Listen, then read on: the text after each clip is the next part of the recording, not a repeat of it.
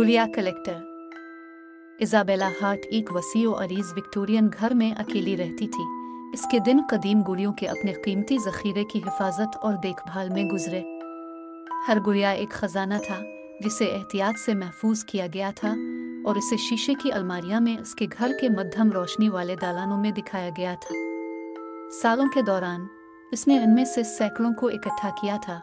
हर एक की अपनी तारीख थी, हर एक तवील अरसे से गुजरे हुए वक्त की खामोश गवाह थी। इसका ताज़ा तरीन हुसूल किसी दूसरे के बरक्स था। एक चीनी मिट्टी के बर्तन की गुड़िया जिसमें हैरत अंगेज तौर पर हकीकत पसंदाना शीशे की आंखें, सुनहरी करल और एक क्रिम्जन मखमल का लिबास था।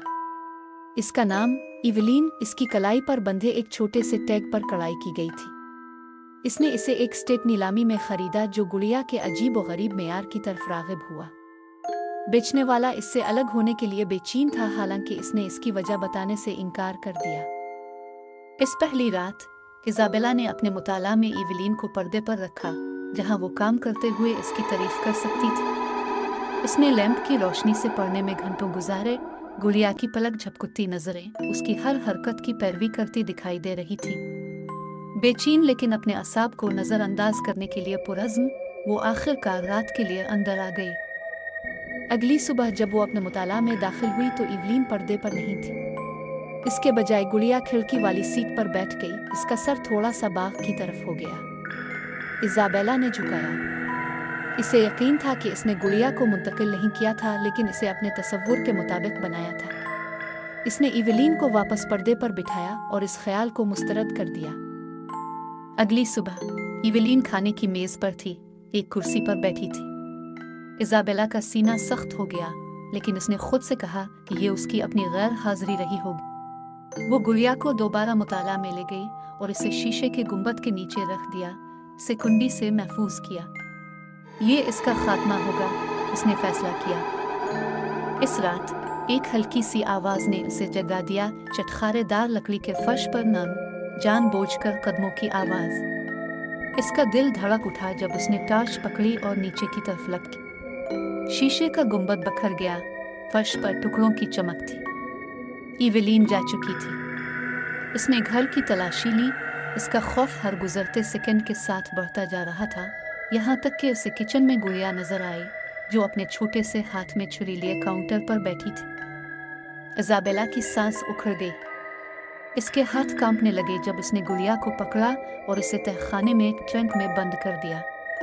इसने दरवाज़ा बंद कर दिया और अच्छी पैमाइश के लिए एक भारी कुर्सी इस पर छोड़ दी। लेकिन इस रात नींद ने इसे दूर कर दिया। इसका जहन इवलीन की सर्द, शीशे वाली घूरने वाली तस्वीर को दोबारा चला रहा था।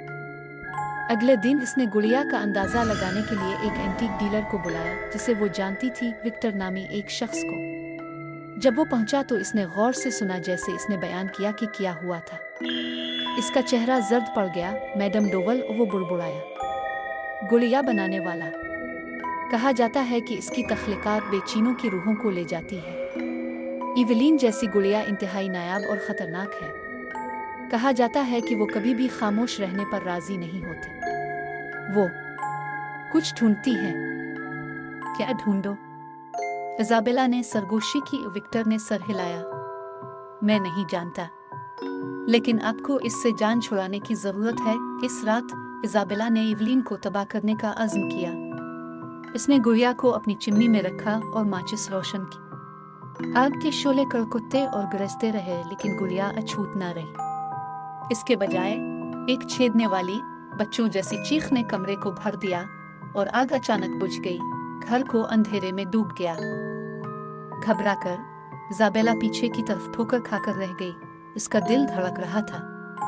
वो भागने के लिए मुड़ी, लेकिन जिम गई, क्योंकि इसके मजमुए से गुड़िया उनके केसों से निकलने लगी। जब वो इसकी तरफ बढ़े तो उनके छोटे छोटे पांव लकड़ी के फर्श से टकरा गए। उनकी शीशे की आंखें बदनीयती के इरादे से चमक रही थी। उनके दरमियान इवलीन खड़ी थी। इसका कभी मुतहर्रिक चेहरा अब एक जालिमाना मुस्कुराहट में बदल गया था। इज़ाबेला ने चीखने की कोशिश की, लेकिन गुड़ियों ने इसे अपनी लपेट में ले लिया। उनके ठंडे चीनी मिट्टी के बर्तन के हाथ इसे नीचे खींच रहे थे। इसकी चीखें घर में गूंज रही थी। खामोशी में ढल गई। जब पुलिस दिनों बाद पहुंची तो उन्हें इज़ाबेला का कोई निशान नहीं मिला।